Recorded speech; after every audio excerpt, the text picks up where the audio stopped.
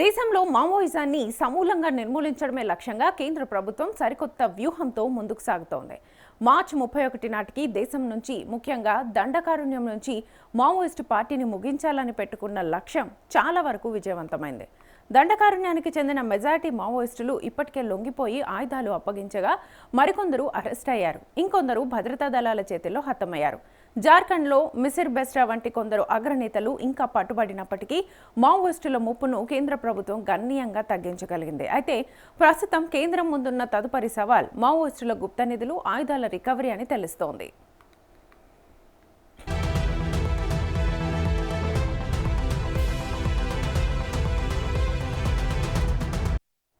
మావోయిస్టులు ఇప్పటివరకు వ్యాపారులు, కాంట్రాక్టర్ల నుంచి అక్రమంగా వసూలు చేసిన వందల కోట్ల రూపాయల నగదు, ఆయుధాలు ఇంకా అడవుల్లోనే దాగి ఉన్నట్లుగా నిఘా వర్గాలు గుర్తించాయి. ఈ క్రమంలోనే జార్ఖండ్, ఛత్తీస్గఢ్ సరిహద్దుల్లో ఆపరేషన్ ఖజానా అనే అత్యంత రహస్య హైటెక్ జాయింట్ ఆపరేషన్ను ప్రభుత్వం చేపట్టినట్లుగా తెలుస్తోంది.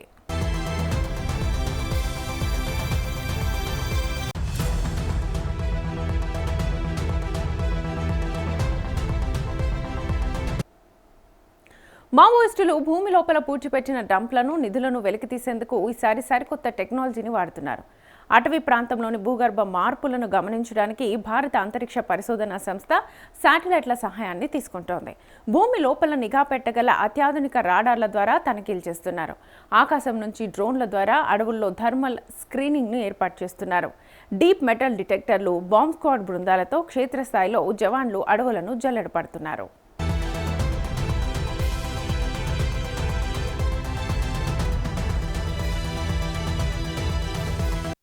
కేంద్ర ప్రభుత్వం గతంలో చేపట్టిన పెద్ద నోట్ల రద్దు మావోయిస్టులకు పెద్ద దెబ్బగా మారింది. ఆ ఆకస్మిక పరిణామాన్ని తట్టుకోవడానికి వారు ఓ కొత్త ఉపాయాన్ని ఆలోచించారు. తమ వద్ద ఉన్న కోట్ల రూపాయల నగదును బంగారు బిస్కెట్లుగా మార్చి వాటిని ప్లాస్టిక్ కంటైనర్స్లో పెట్టి భూమి లోపల పాతిపెట్టారు.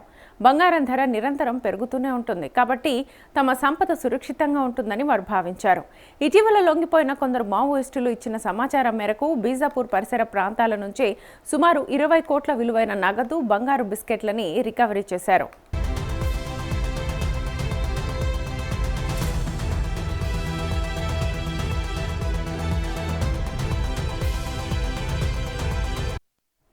భద్రతా దళాల అత్యంత నమ్మకమైన రహస్య నివేదికల ప్రకారం కేవలం బస్తర్ డివిజన్లోని సుక్మా, బీజాపూర్, నారాయణపూర్, దంతెవాడ, కొండగావ్, కాంకేర్, బస్తర్, రాజ్నంద్గావ్, కబీర్ధామ్ జిల్లాల నుంచే మావోయిస్టులు ఏడాదికి సుమారు 82 కోట్ల రూపాయల లెవీ వసూలు చేసేవారు.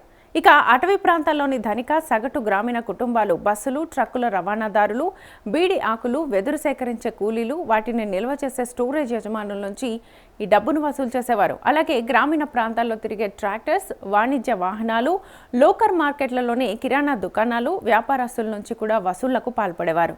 అదేవిధంగా ప్రభుత్వం చేపట్టే వివిధ రకాల అభివృద్ధి పనులు చేసే కాంట్రాక్టర్ల నుంచి కమిషన్లు కూడా వసూలు చేసినట్లుగా భద్రతా బలగాలు గుర్తించాయి.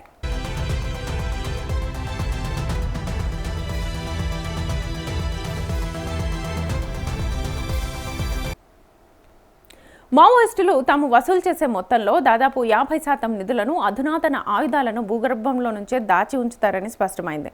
ప్రస్తుతం లొంగిపోతున్న మావోయిస్టుల్లో కొందరు భయంతో వస్తుంటే మరికొందరు వ్యూహాత్మకంగా బయటకు వస్తున్నారని, వీరు ఈ డంప్ల గురించిన పూర్తి సమాచారాన్ని దాస్తున్నారని పోలీసులు అనుమానిస్తున్నారు.